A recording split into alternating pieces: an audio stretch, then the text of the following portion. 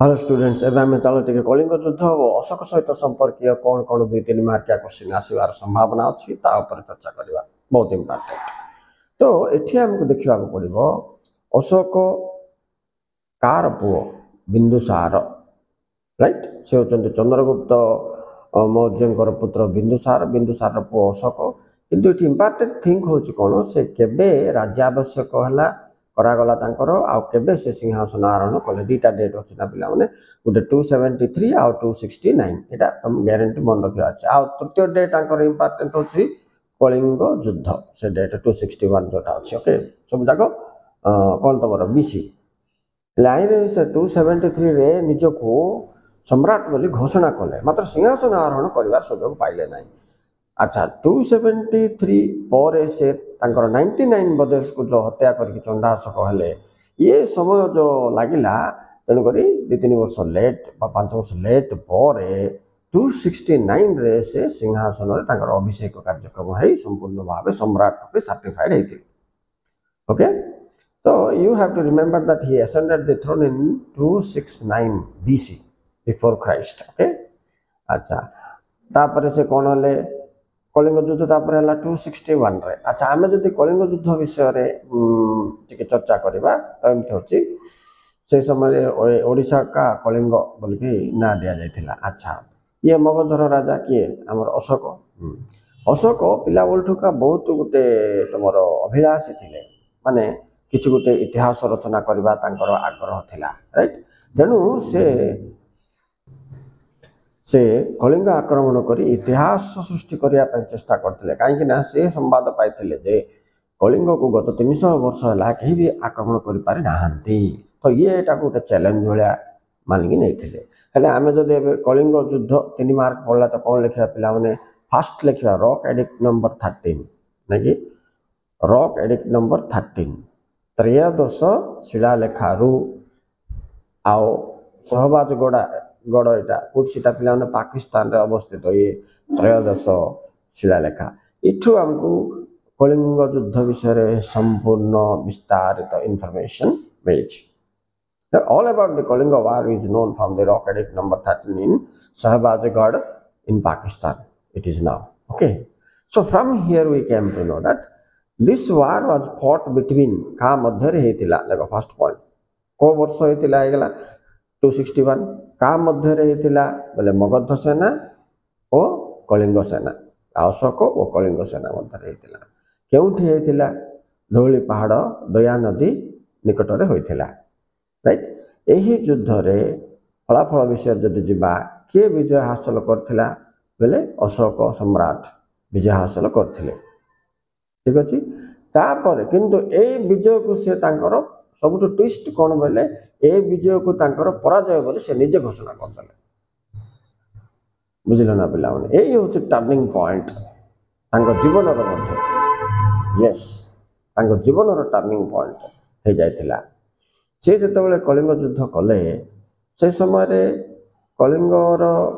अधिवासी मानकर वीरत्व तो देखिले किंतु कलिंगवासी मानकर प्रश्नर उत्तर न दे पाई से हस्तव्यस्त हो जाए मानसिक स्तर में ये से जड़े बौद्ध सन्थ ना हूँ उपगुप्त कौन उपगुप्त यहाँ क्वेश्चन आस्था हो परीक्षा द्वारा अनुप्राणित हो से बौद्ध धर्म ग्रहण करते किए अशोक बौद्ध धर्म प्रसार में निजर जीवन बितेबार से निष्पत्ति नहीं तेणु धर्म अशोक बोलिक ना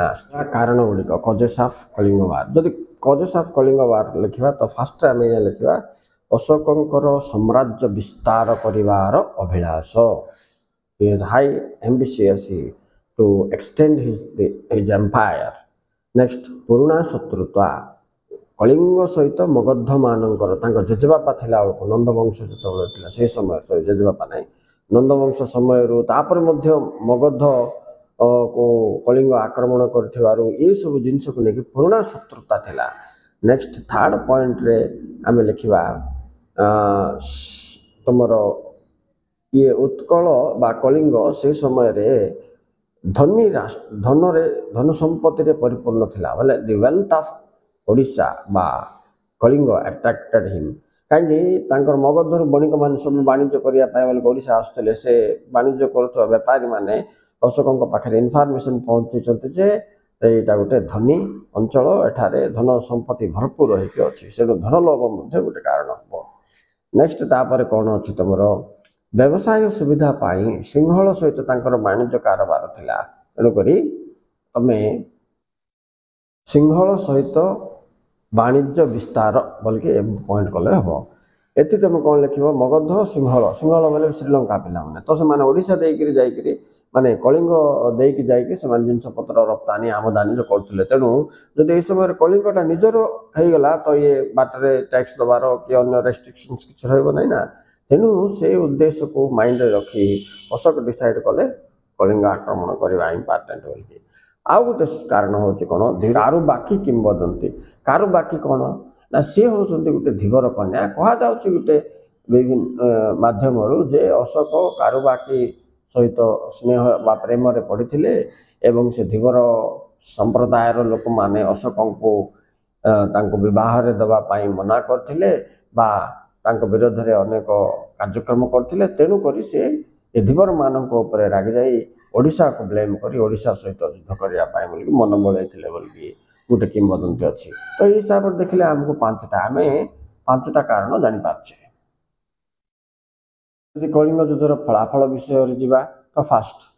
चंडाशोक धर्माशोक रूपांतरित होते फास्ट पॉइंट। सेकेंड पॉइंट रे लक्षे सैनिक निहत 150 सैनिक आहत होते क्षति बजो कि फास्ट पॉइंट बहुत इम्पोर्टेंट। तापर अशोक बौद्ध धर्मर प्रसार करथिले तो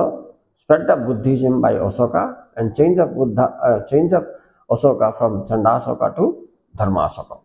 and death and destruction of the war विषय टिके लिखुछ। तीनटा चारि अशोक द्वारा बौद्ध धर्मर प्रसार फल